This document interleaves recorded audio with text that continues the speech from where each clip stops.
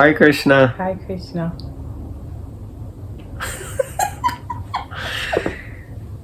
Welcome to the Bhagavatam Bites. Yeah. It's like this unspoken joke going on here. Okay, so where are we today? Canto 3, chapter 22, and text 33. Om Namo Bhagavate Vasudevaya. Om Namo Bhagavate Vasudevaya. Om Namo Bhagavate Vasudevaya. That was a bit off key. Under the last part. Sorry. Alright, text 33. So remember we stopped because this was where we're going to be informed how Manu eradicated the 3 miseries of material existence. Oh yes, thank you for reminding us. That's great. That's great. I thought I'd get that in before you added a purport. Now we can just get on with the verse. Yes, quite a long purport. Not that long, but yeah. Emperor Swayambhuva Manu enjoyed life with his wife. That's a rhyme and he didn't know. It's like a poet and I didn't know it. And subjects, and fulfilled his desires without being disturbed by unwanted principles contrary to the process of religion. Celestial musicians and their wives sang in chorus about the pure reputation of the emperor, and early in the morning every day he used to listen to the pastimes of the Supreme Personality of Godhead with a loving heart. Okay, wow. So it sounds like a quite amazing life here. He enjoys life with his wife and subjects, filled desires without being disturbed. Musicians and their wives sang chorus about pure reputation of the emperor. So I think they're called bards, right? They sing the glories of the king. And every day he was listening to the pastimes of the Lord. Sounds like a good life. Purport. Human society is actually meant for realization of perfection in Krishna consciousness. There is no restriction against living with a wife and children, but life should be so conducted that one may not go against the principles of religion, economic development, regulated sense enjoyment, and ultimately liberation from material existence. The Vedic principles are designed in such a way that the conditioned souls who have come to this material existence may be guided in fulfilling their material desires and at the same time be liberated and go back to Godhead, back home. So what does that paragraph mean to you? What does it say? To you. You. Me. Yeah, it just means you should get on with your life. You don't have to get all like crazy. But you had Krishna. Yeah, it's interesting. There's no restriction against living with a wife, but one should be conducted as not to go against principles of religion. Dharma, artha, kama, and moksha. Usually Prabhupada speaks about these terms in a little bit of a frowned upon way, although in one sense it's foundational in Vedic society, but often relegated to karma conduct-like activities. But here Prabhupada says there's no problem in doing that. Vedic principles are designed so that the conditioned souls who have come to this material existence may be guided in fulfilling their material desires, and at the same time they can achieve liberation and go back to Godhead. So seems like there's some condonement, stroke endorsement of getting on with your life, like you said, but still just remembering Krishna and making sure that Krishna is included as much as possible in one's life. And the more that you add him in to whatever you're doing now, he's just like typical, he'll take an inch today and he's going to take several miles in the future. Reminds me of a story. One devotee, he was saying to one senior spiritual master, his spiritual master. He said, Marge, you in the beginning you told us we just needed to come to the temple on Sundays. So we started coming on Sundays. And then you said we should also come for all the festivals. So then we started coming for the festivals. And we didn't realize then how many festivals there were in a year. Then you started having like yatras or things like that. And then we started going for that. And that was 2 weeks, 3 weeks, or a month every year. And then you introduced a system of sanghas and mentorship, and then you told us we had to attend those meetings every 2 weeks. And he said, and then before we know it, we're like at the temple more than we're at our own homes. So it's like that, you just had Krishna. I see you looking around back there. Is everything okay? Am I talking too much? No. Okay. Next paragraph. Would you like to read, because I've spoken already so much? It is understood that Emperor Swayambhuva Manu enjoyed his household life by following these principles. It is stated here that early in the morning there were musicians who used to sing with musical instruments about the glories of the Lord. And the emperor with his family personally used to hear about the pastimes of the Supreme Person. This custom is still prevalent in India in some of the royal families and temples. Professional musicians sing with sanais, and the sleeping members of the house gradually get up from their beds in a pleasing atmosphere. During bedtime also the singers sing songs in relationship with the pastimes of the Lord with Shanai accompaniment, and the householders gradually fall asleep remembering the glories of the Lord. In every house, in addition to the singing program, there is an arrangement for Bhagavatam lectures in the evening. Family members sit down, hold Hare Krishna Kirtan, hear narrations from Srimad Bhagavatam and Bhagavad Gita, and enjoy music before going to bed. The atmosphere created by this Sankirtan movement lives in their hearts, and while sleeping they also dream of the singing and glorification of the Lord.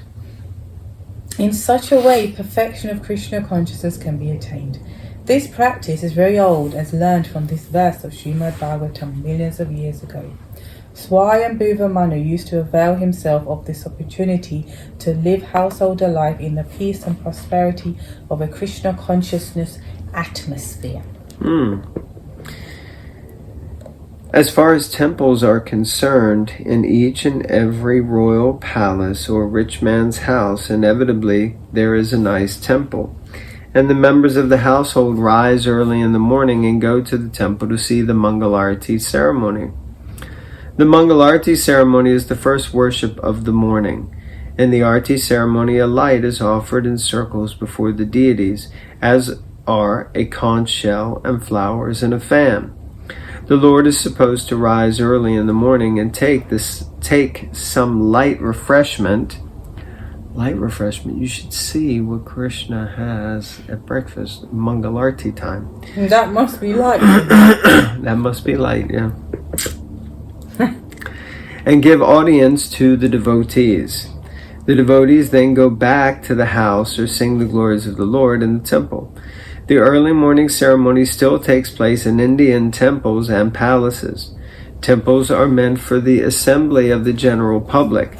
Temples within palaces are especially for the royal families. But in many of these palace temples, the public is also allowed to visit. The temple of the king of Jaipur is situated within the palace, but the public is allowed to assemble. If one goes there, he will see that the temple is always crowded, with at least 500 devotees. Phew. After the Mangalarti ceremony, they sit down together and sing the glories of the Lord with musical instruments, and thus enjoy life. Temple worship by the royal family is also mentioned in Bhagavad Gita, where it is stated that those who fail to achieve success in the Bhakti Yoga principles within one life are given a chance to take birth in the next life in a family of rich men, or in a royal family, or a family of learned brahmanas or devotees. If one gets the opportunity to take birth in these families, he can achieve the facilities of a Krishna-conscious atmosphere without difficulty. A child born in that Krishna atmosphere is sure to develop Krishna consciousness.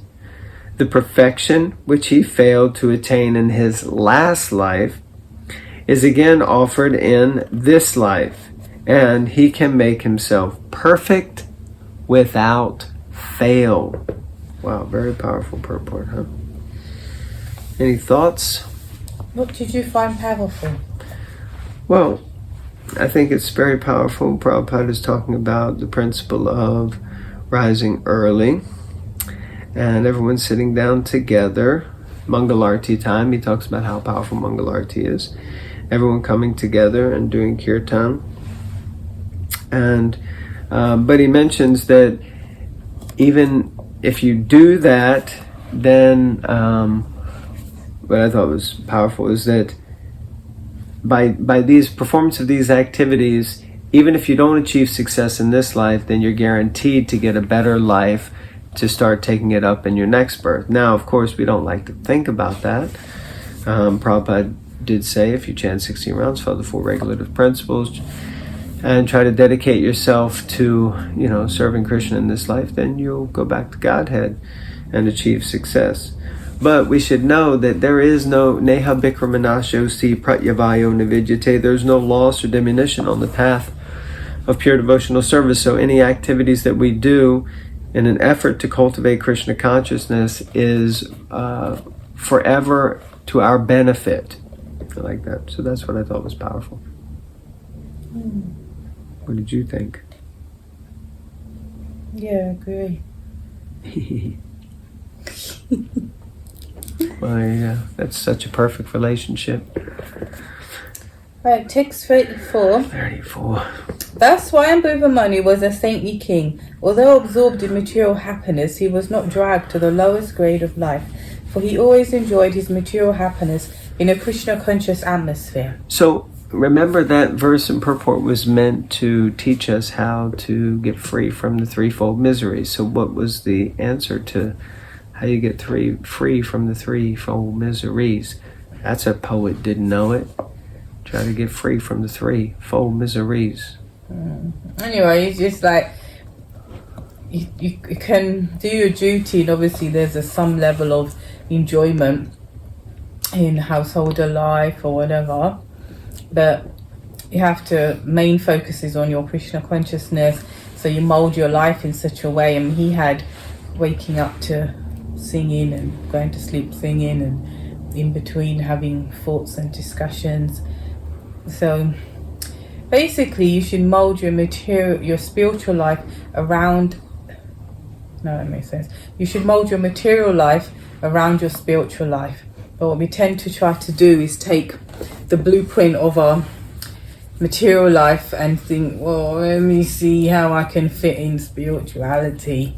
And that's where the frustration comes in, and almost the feeling of it's too much, or I can't do it, or we don't develop enough of a taste. But the more you do something, you'll get a taste for it and affiliation. But that tends to happen where we try to, these are the things I want to do, and these are the things I'm, expected to do. But so let me try and fit Krishna in. But miracles are there, and I speak from experience. If you try to add Krishna to whatever is going on, even if it's just a little bit at first, because you can't add more, then do it. And the realization is, as Krishna says in the Bhagavad Gita, he is time, and you'll be surprised how he expands time to somehow. It's true. I don't mean this in a mystical sahaja way, but I have experience, especially when I was working and studying and trying to, like a jigsaw, trying to fit in Krishna, the pieces as it were. And I was just giving what I could, and before you know it, it's like, whoa, what did that happen? It's like he was just pervading everything. But I was fitting it in. I don't mean pervading where you feel overwhelmed and like, how did he take over? But You're like, how am I getting X amount of reading done? How am I I'm getting my rounds done? I'm getting service, I'm doing this. And yet I'm not, lacking kind of in other areas. Although my parents would say, otherwise, but I did my fair bit.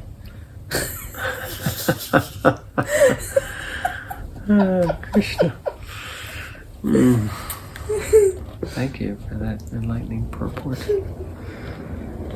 Okay, text 34. Yeah, I did read the verse and then you interjected, so I'll just read the purport.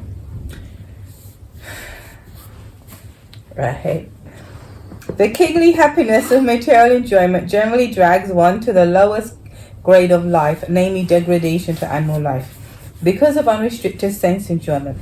But Swayambhuva Manu was considered as good as a saintly sage because the atmosphere created in his kingdom and home was completely Krishna conscious. The case is similar with the conditioned souls in general. They have come into this material life for sense gratification. But if they are able to create a Krishna conscious atmosphere as depicted here or as prescribed in revealed scriptures by temple worship and household deity life, then in spite of their material enjoyment, they can make advancement in pure Krishna consciousness without a doubt. At the present moment, modern civilization is too much attached to the material way of life or sense gratification. Therefore, the Krishna consciousness movement can give the people in general the best opportunity to utilize their human life in the midst of material enjoyment. Krishna consciousness does not stop them in their propensity for material enjoyment, but simply regulates their habits in the life of sense enjoyment. In spite of their enjoying the material advantages, they can be liberated in this very life by practicing Krishna consciousness by the simple method of chanting the holy names of the Lord. Hare Krishna, Hare Krishna, Krishna Krishna, Hare Hare, Hare Rama, Rama Rama, Hare Hare. Jai. Srila Prabhupada ki jai. Jai. Grantaraj Srimad Bhagavatam ki jai. Jai. Any thoughts? Jai. Jai. So just say Krishna, even if it's chanting 1 round, 2 rounds a day, half a round. When I first started coming, there was one devotee and he said he was only able to chant half a round, literally on the beads, half of them. But anyway, he's still around now, so Hare Krishna. There you go. And now he's chanting more. Now he's chanting a whole round. 20 years later. Okay, thank you very much for tuning in to hear the Srimad Bhagavatam. It's been wonderful. Hare Krishna. Hare Krishna. Grantaraj Srimad Bhagavatam ki jai.